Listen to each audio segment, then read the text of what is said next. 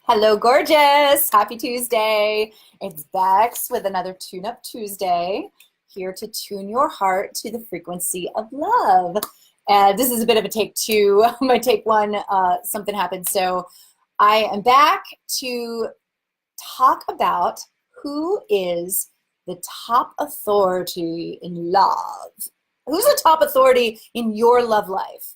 Well, it certainly isn't me, sister. I am proposing that the top authority in your love life is you. And I want to talk about this a little bit because I've had several conversations with a number of women who, they listen to a lot of different love coaches, love experts, dating advice people. And there's this sense of like information overload where they've got they know all the tips and the tools and the strategies and the 5 best things to say to melt a man's heart, or the 3 texts to send him to make him commit, or you've seen them. I know you've seen them. So here's the thing: like the women that I've spoken with, I have a client who's in this position, somebody that I've spoken with recently in a similar position, where there's just a lot of information, and they've been following all these rules and all these how-tos for a long time, one of them for a number of years. And still there's this struggle in attracting what they really desire. There's this, they haven't reached the outcome. They haven't met their guy. And what tends to happen when we're in those places is that our belief system starts to get chipped away at, and we start to even entertain the thoughts that maybe love isn't for me, or maybe it's not out there for me, or maybe there's something wrong with me, or like whatever other spiral thoughts that we get into when these strategies, these tips, tools, scripts do not work for us. So the thing is that when we are following the tips, the tools, the strategies, the scripts, we're operating from a place that isn't the deep inner wisdom that is the place that actually attracts outrageous lasting love. Now, I just want to preface, don't get me wrong. I absolutely believe that there is a place for tips, tools, strategies, scripts, and all of those things. I absolutely do. The issue is, and I've fallen prey to this in my own life, so know that I'm coming from firsthand experience.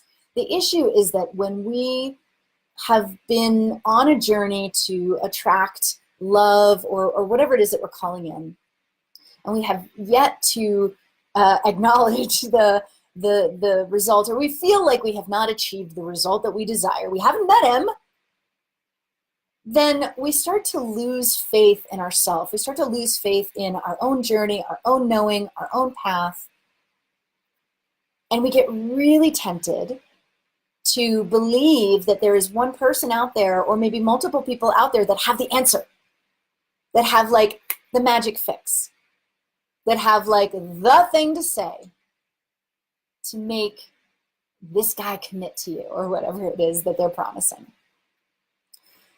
And the reason why this is because when we ourselves are coming from a place of hurt, whether it be loss, rejection, betrayal, grief, those complex emotions can drive a wedge between ourselves and our deep inner wisdom, can drive a wedge that compromises our own self-trust. Because, for example, one of my clients, she got into a relationship last year, and that relationship lasted about 3 or 4 months, and it was really great, but then it didn't work out, and then she started to question all of the steps that she had taken to attract him into her life. When in fact, there's no question to be had.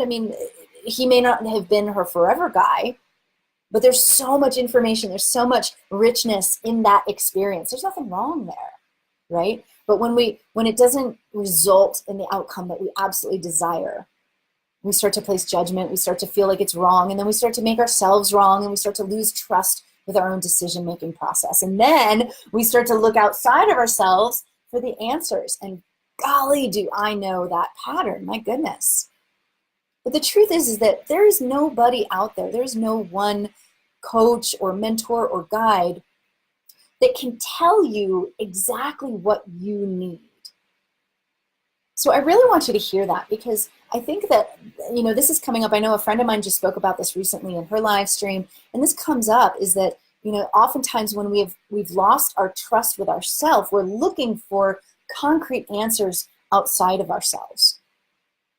Instead of, and again, there's totally space, there is a place for those external influences, but ideally those external influences are coming in to be danced with and weighed with our own intuition, our own deep inner wisdom. But when we've been burned, when we've been hurt and betrayed and scarred in some way, we don't trust this anymore. And it's much easier to put that trust and faith in somebody else who has got what we want, has walked the path. And this is why, and this, again, I keep coming back to, this is why guides and mentors are important. But when we take in that information, there's an invitation here. There's an invitation to shift the way that we take in information from guides and mentors and teachers and coaches, etc. And that is to, like, there's this metaphor that's coming up for me, like drinking fine wine, right? When I used to work in restaurants, like we'd wine taste. And there was a specific way of bringing the wine into your mouth. There was a specific way of actually smelling it before you even tasted it, and then bringing the wine in, and then there was even a specific way of like rolling the wine over your palate. So the invitation here is very similar, to consider the information coming in. What does it smell like? Compared to what you feel is authentic and true for you. What does it sound like? So, and here's the thing, is that I personally am not able to really gauge the truth and accuracy of outside information with my own inner wisdom just from my head and my head alone. So here we get to recruit the body. We get to bring the body in and say, my body is intelligent and ripe with intellect and wisdom. So I'm going to bring my body into this process, because I know that my nervous system is trained in a certain way, and my breath is trained in a certain way. So when I hear outside information, I'm really paying attention inside to how it feels in my belly, how it feels in my chest, how it feels in my throat, how my temperature responds. And another invitation here is to carve out time to create those evaluations. So every single one of my clients gets a practice called Sacred Solo Time. And this is a 10-minute practice that you engage in every day, non-negotiable, where you're not consuming any new information. You might be weighing or rolling over information that you've heard in the past, but it's an opportunity to connect deep inside with your own inner truth, your own inner wisdom, that still small voice that is the voice of your intuition, the voice of God moving through you. So I invite you to create this 10-minute Sacred Solo Time practice. Hold it in your calendar as a non-negotiable. What might happen? 10 minutes, I know for busy boss ladies, 10 minutes is, every minute counts, but at the same time, 10 minutes to connect with your soul and your spirit, to ensure that information that you're taking in and making decisions based on is true. And I mean true in the sense of the word aligned with who you are and what you desire and your vision. Okay, so I hope this is helpful. As always, if you want to go deeper with any of this work or have a conversation with me, there's a link in the comments section and the body of this video where you can apply to book a call with me. I am currently reviewing candidates to work with me privately in my private coaching Your Majesty group, or my Your Majesty private coaching program. So if that's of interest, if you're curious, if you want to explore what a private coaching relationship might look like, might feel like, and you might be like, well, aren't you another outside influence, Bex? Like, how is this any different? So the difference is that the work that I do focuses on getting you present and connected with the love authority that you are, getting you present and connected with what you already know in your being to be true. You know, so kind of pulling away from other external influences and other sources of information and coming back here. You know, of course, I have tools, and that's the other thing that comes up for me is like it's the difference between like giving you a meal, like here you go, versus giving you the tools, the shovel, and the pitchfork to actually unearth your own vegetables from the garden so that you can make your own meal.